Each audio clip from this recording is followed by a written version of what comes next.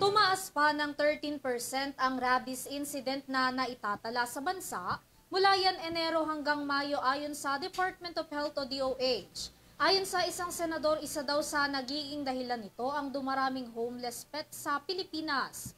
Tunghayan ang kabuuan ng balita sa aking report.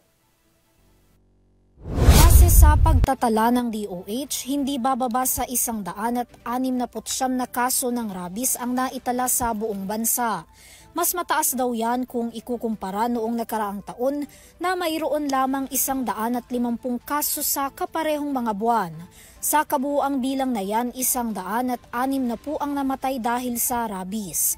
Pinakamaraming rabies incident ang naitala sa Sac-Surgeon Region, sinundan ng Calabarzon at Bicol Region. Ayon sa DOH, nagkakaroon ng rabies ang isang tao kapag ito ay nakagat o nakalmot ng isang hayop.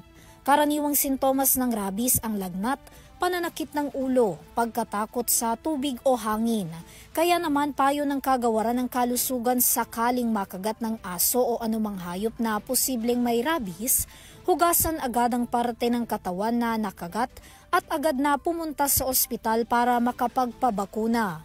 Sa ngayon, pumapang-anim ang Pilipinas sa buong mundo na may pinakamaraming rabies incident.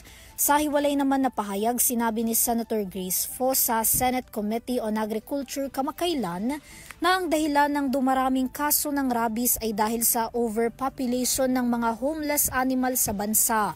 Kaya naman nais nitong patutukan sa Department of Agriculture o DA ang Revised Animal Welfare Act na tutugon sa mga ganitong problema. Sinabi naman ng DA na mas paiigtingin ang kanilang kagawaran ng mga programa na may kinalaman sa zoonotic diseases o mga sakit ng hayop na nakakahawa sa tao, kabilang na dyan ang rabies at avian influenza. Kasalukuyan na rin daw nilang pinoproseso ang karagdagang pondo para sa mga programang anti-rabies at iba pa.